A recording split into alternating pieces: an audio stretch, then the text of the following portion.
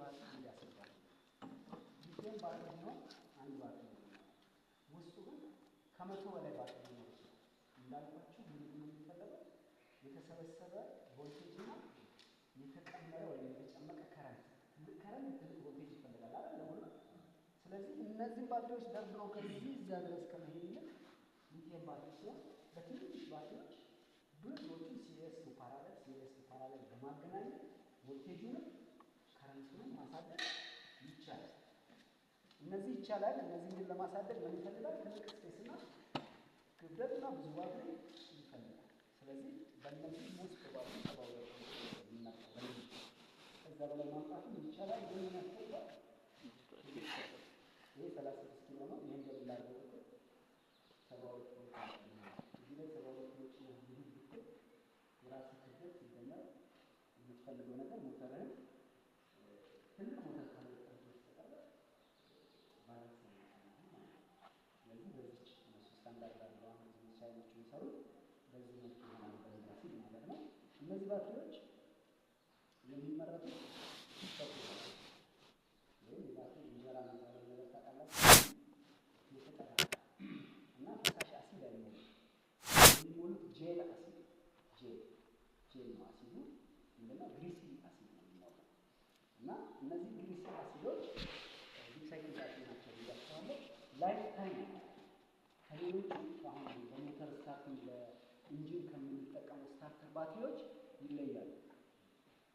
አምፔራቸው ከረንታቸው ዝቅተኛ ነው፣ ቮልቴጃቸው ግን ከፍተኛ ነው። እነዚህ ባትሪዎች ለምንድን ነው እንደዚህ ሆኖ? እንጀራቸው የተጠጋጋ ነው ብያቸዋለሁ። እነዚያ እንጀራቸው ምንድነው በተወሰነ መልኩ በተነጻጻሪ ሰፋ ተደርጎ ነው የሚቀመጠው።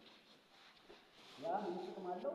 ቮልቴጁ አነስ ብሎ አምፔሩ እንዲጨምር ያደርገዋል። ለምሳሌ መኪና ባትሪ በ20 አምፔር አይነሳም ማለት 20 አምፔር ባትሪ ተረፈሰ ይህ ከ40 እና 60 ነው ሲሆን ከዛ በላይ 60 72 አምፔር ምናምን ማለት ነው። እነዚህ አምፔራቸው 20 ነው።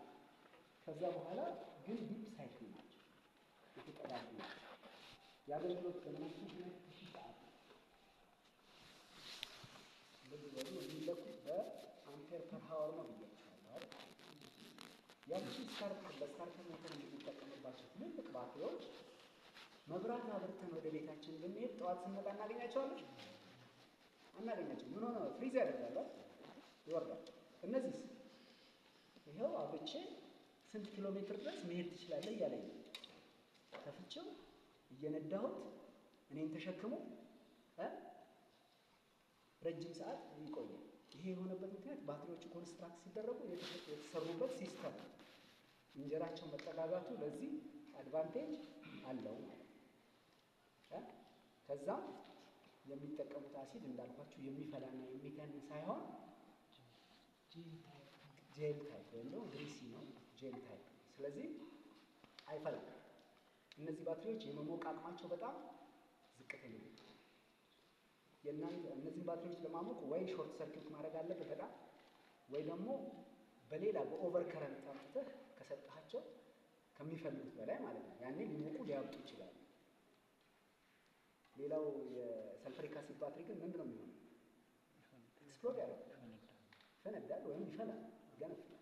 እነዚህ ጋር መገንፈል አያውቅም ግን ያብጣሉ። እነዚህ ቮልቴጅ ኦቨር ከመጣባቸው ያብጣሉ።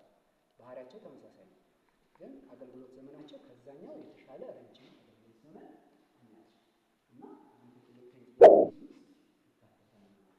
የአገልግሎት ዘመን አላቸው።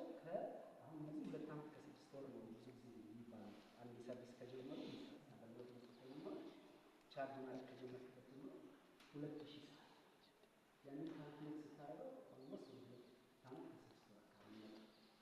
በእኛ ሀገር አጠቃቀም ዝም ብሎ አቬሬጅ ካልኩሌት ስታደርገው 2 ዓመት ከ6 ወር ታዲያ ሼልፍ ታይም ነው። ሼልፍ ላይፋቸው አንድ ነው።